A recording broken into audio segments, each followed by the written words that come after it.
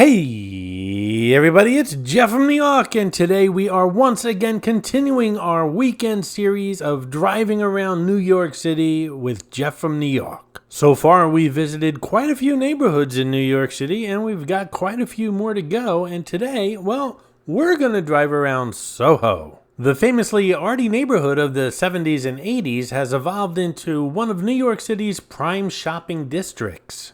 The name SoHo is actually an acronym for South of Houston Street, and it still features galleries, though these days the work within them tends towards the more high-end commercial, matching the luxury boutiques and independent designer outposts that characterize this area. Once you've had your dose of retail therapy, take a break with a meal at one of the neighborhood's many excellent restaurants or a drink at one of the elegant boutique hotels here. So you ready? Grab that overpriced cup of coffee and 2 toasted coconut donuts, one for me and one for you because, well, they're one of my favorites. And hop into the passenger seat. Remember, don't get crumbs in the car. Thanks.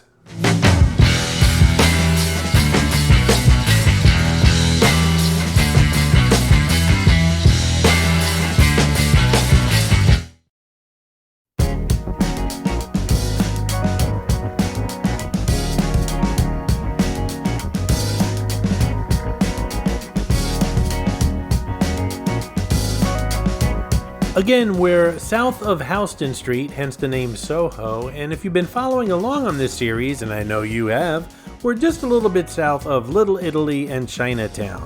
Basically, you can say we're in the upper end of Lower Manhattan.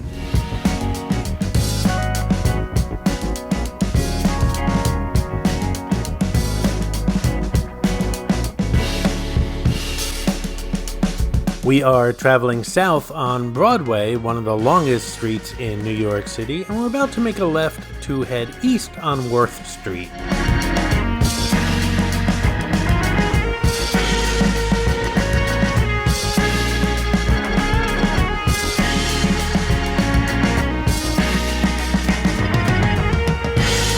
Those taller buildings on the right-hand side are part of the Civic Center of New York City, which will be a separate video, you know, town hall, courthouse, that kind of administrative stuff.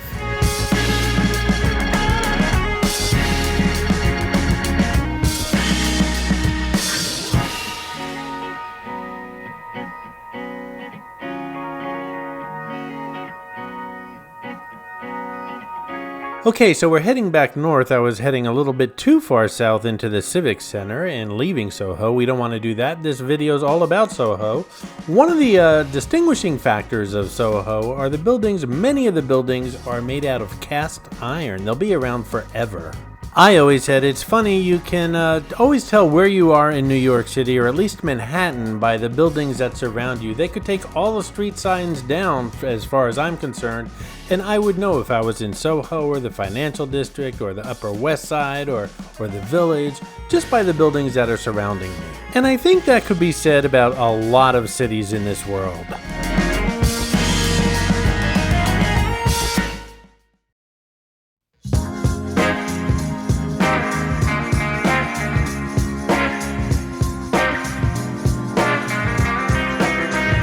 Don't forget to look for Cabby, who always makes a cameo appearance in all my 4K videos. Sometimes he's easy to spot, other times not so much. Be the first to comment on the timestamp where Cabby is, and I'll give you a shout out on my next video. And a shout out to Robert Camacho, who found Mitzi the Rubber Ducky Showgirl in my latest Las Vegas video, a tour of the Flamingo Room on the Las Vegas Strip. Congratulations, Robert. I can't say good eye because, well, there was an editing mistake and Mitzi was huge and lots of people found her on that video, but Robert was the first, so he gets the shout out.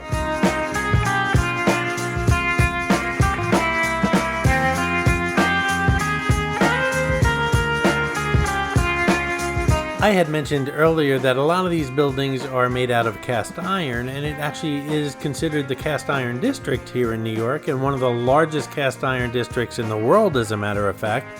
And I also said that these buildings will never fall, but cast iron does have its issues, and I found out recently that steel is a lot stronger than cast iron. During cast iron's heyday, many architects thought it to be structurally more sound than steel. It was also thought that cast iron would be fire resistant, and facades were constructed over many interiors built of wood and other flammable materials, but when exposed to heat, cast iron buckled and later cracked under the cold water used to extinguish the fire. Way back in 1899, a building code was established that stated all cast iron front buildings have to have masonry behind them. So most of the buildings you see here today with cast iron fronts, that's the way they're built today, with cement behind the cast iron. In the end, it was the advent of steel as a major construction material that brought an end to the cast iron era.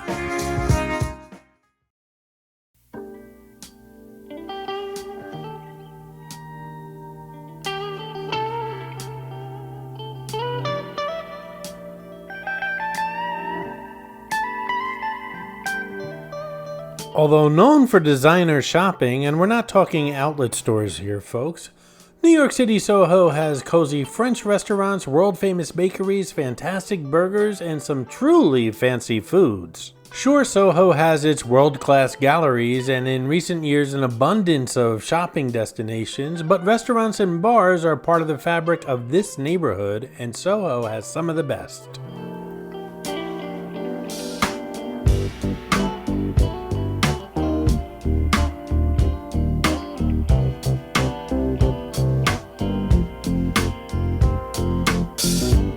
You can always tell you're downtown Manhattan because of the cobblestone streets. Ladies in heels, beware! Years ago, if someone had fallen ill that lived in one of these apartments on a cobblestone-lined street, the town would throw sawdust on the street so the horses and carriages wouldn't make too much noise.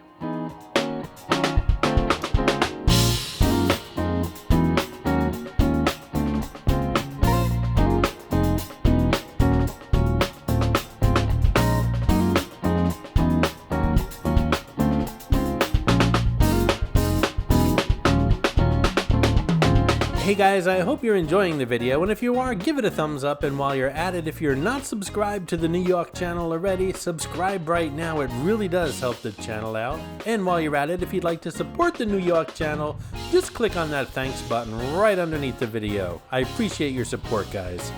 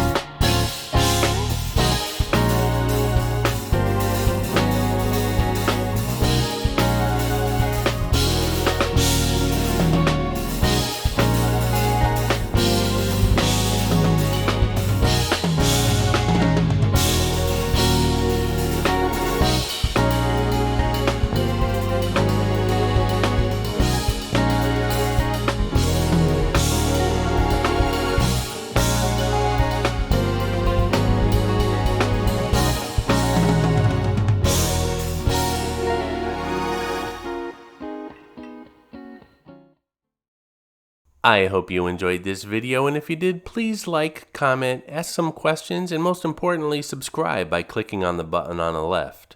You can visit all of my New York videos by clicking on the top right, or check out my videos on other favorite places to visit by clicking on the bottom right. Thanks for watching, and I'll see you around the city.